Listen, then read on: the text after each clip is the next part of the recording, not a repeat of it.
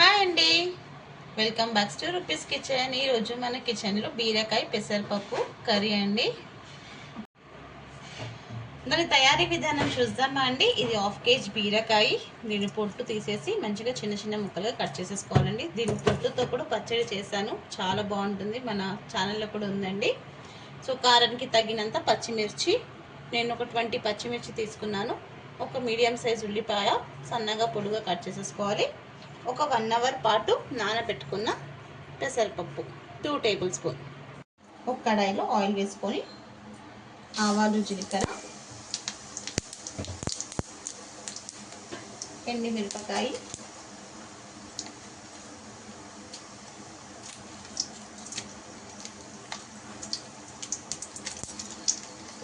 దీంట్లోనే కొంచెం కరివేపాకు,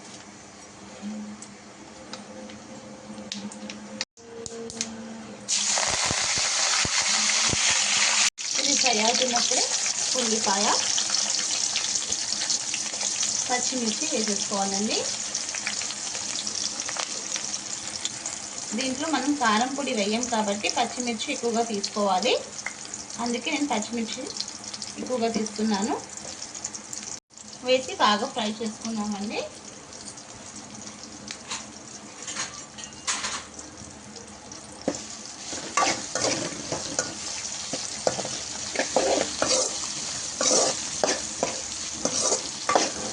ఇలా ఉల్లిపాయ, పచ్చిమిర్చి బాగా ఫ్రై చేసుకోవాలండి.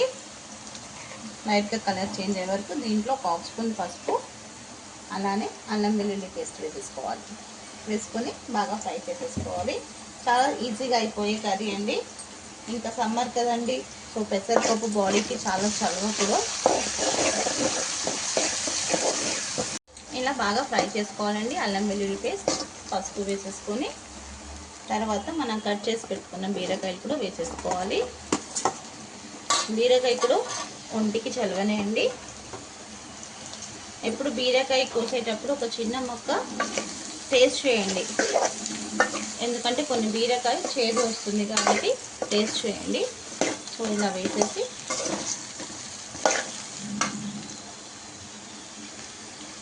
మనం బీరకాయ వేసిన వెంటనే మనం నానబెట్టుకున్న పెసరపప్పును కూడా వేసేసుకోవాలండి.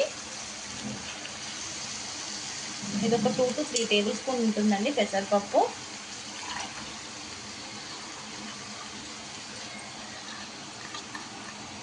వీడియో ఎక్కడ స్కిప్ చేయకుండా చూడండి, అప్పుడే మీకు అర్థమవుతుంది.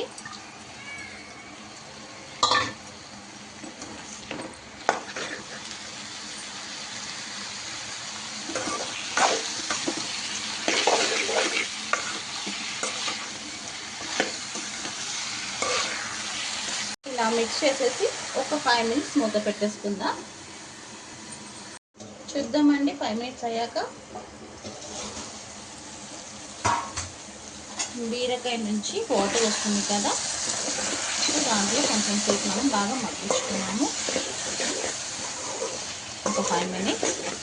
ఇప్పుడు దీంట్లో ఒక గ్లాస్ వాటర్ వేసుకోవాలండి, ఎందుకంటే పప్పు ఉడకాలి కాబట్టి త్వరగానే ఉడికిపోతుంది.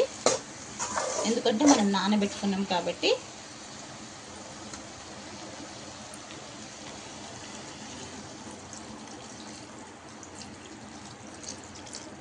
ఒక 1 గ్లాస్ ఆఫ్ వాటర్ వేసేసుకొని దీంట్లో కొంచెం కొత్తిమీర వేసేసుకొని మూత పెట్టుకొని కుక్ చేసేసుకుందామండి. ఒక 5 మినిట్స్ తర్వాత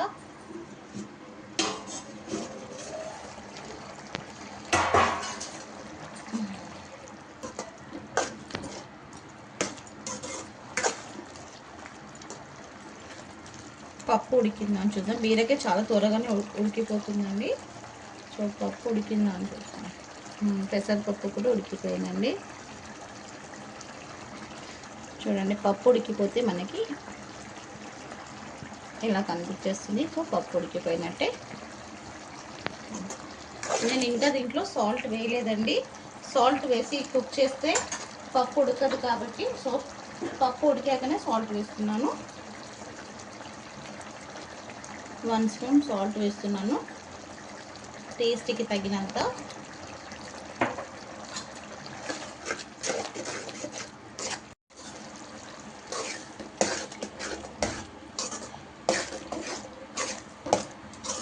మంచిగా మిక్స్ చేసేసుకొని ఒకసారి సాల్ట్ చెక్ చేసేసుకోవాలండి.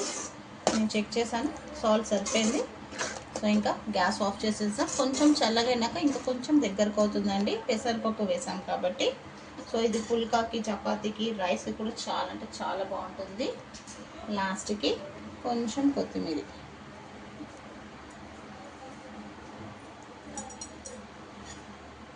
ఏ రెసిపీ అయినా లవ్తో కేర్తో చేస్తే సింపుల్ రెసిపీ కూడా సూపర్ రెసిపీ అవుతుందండి.